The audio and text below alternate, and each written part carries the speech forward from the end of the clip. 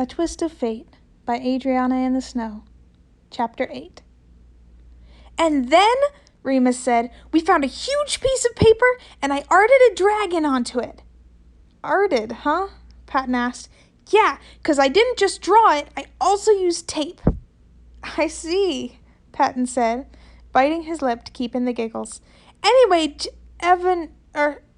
Jay said that we couldn't put it up outside the base because it would make it easy to see that people were living there. That was okay, though, because it would have gotten destroyed by the wind the next day." Patton nodded. Remus had said that statement with that particular certainty that he sometimes did.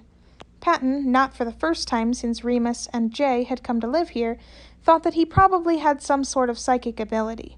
It would make sense and would explain how the two of them had managed to live on their own for so long despite being so young. He hadn't been officially told about Remus's powers, and considering how Jay had reacted to his own powers being outed, Patton hadn't wanted to bring it up. But some of the things Remus said worried Patton. He was trying to figure out how to best broach the topic with them so he could try and help him. "It did end up getting lost one day," Remus continued, "when we were moving to a new place. I was sad." "Well," Patton said. He pulled the pan he'd prepared with parchment paper toward him. "Maybe you can recreate the octopus lair drawing, or, art piece. You can put it up on your corkboard in your room." Remus's eyes widened. Clearly he had not considered this. "Do you have a red pen and green duct tape?" Patton chuckled. "I'm not sure about the green duct tape, but I can grab you some from the store later today." "Really?" Remus asked, eyes shining. Gosh, he was so easy to get excited. Patton loved making him happy with little things. Unable to bear the adorable without some outlet, Patton reached forward and bopped him on the nose. His eyes went a bit cross-eyed, and he stuck out his tongue just a bit.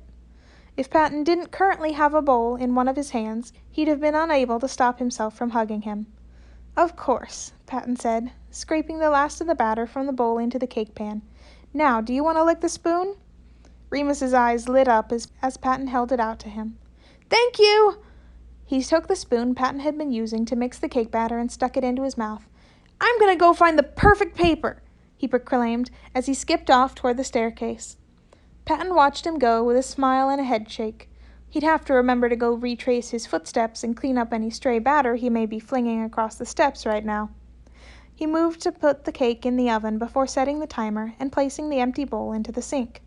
Deciding to wash it once the spoon had been returned to him, he turned to walk into the living room. He barely managed to suppress a laugh at what he found. Jay and Diesel Fuel had discovered the electric heating pad yesterday. Currently, Jay was leaning back in the recliner with the electric heating pad over his stomach and chest.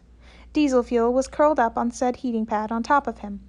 They were both sound asleep, Jay's hand resting in the fur on the side of Diesel Fuel's neck. Patton stealthily took his phone out of his pocket and snapped a few pictures. Jay's eyes flickered open a couple of pictures in, and he made a disgruntled hissing sound that could have come from Diesel Fuel if she wasn't fast asleep. "Sorry," Patton said. "You two are just so cute." Jay rolled his eyes, but didn't seem up to protesting too much. He scratched the cat's ear and shut his eyes once again. "Wait," Patton said. "Before you go back to napping, would you rather have pasta or burgers for dinner? I need to get things thawing." What kind of pasta?" he asked, without opening his eyes. "What kind would you like?"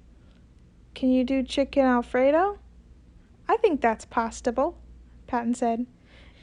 Jay gave a soft groan of protest, and Patton chuckled.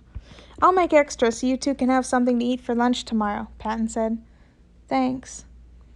Patton had been taking off as much time as he could the past couple weeks, but he still needed to work at the bakery sometimes.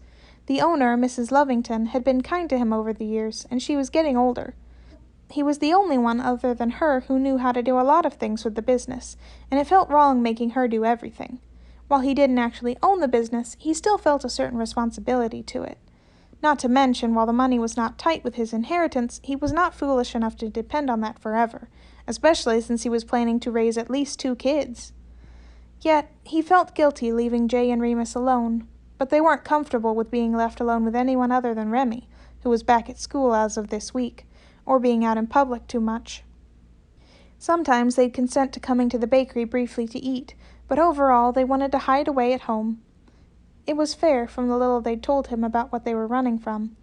Patton knew he didn't even have half of the story yet, but when they'd decided to stay, they'd sat him down and basically explained to him that he was in danger around them.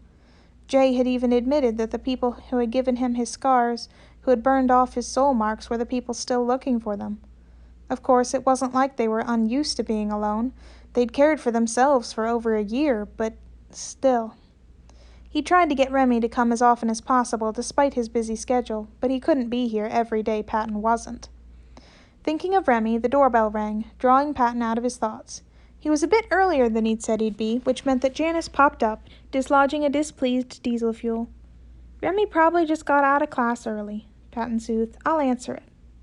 Despite his reassurance, Jay did not fully relax back into the chair. "I'll just be a moment." Jay nodded tightly, and Patton reached forward to pat him on the shoulder before walking out of the living room to the front hallway. He pulled open the front door but did not see Remy. He blinked and looked down to focus on the figures in front of him. They were two boys standing at his doorstep holding hands. Upon registering one of their faces, Patton frowned and instinctually looked back into his house, even though that was ridiculous. Remus was just... Before he could gather himself to speak, the boy with Remus's face beat him to it. "Hi," he said, drawing Patton's attention back to him. "My name's Roman, and this is Logan." He reached forward and poked the back of Patton's hand right on one of the unfilled-in soul marks. It filled in at his touch. "I'm your soulmate,"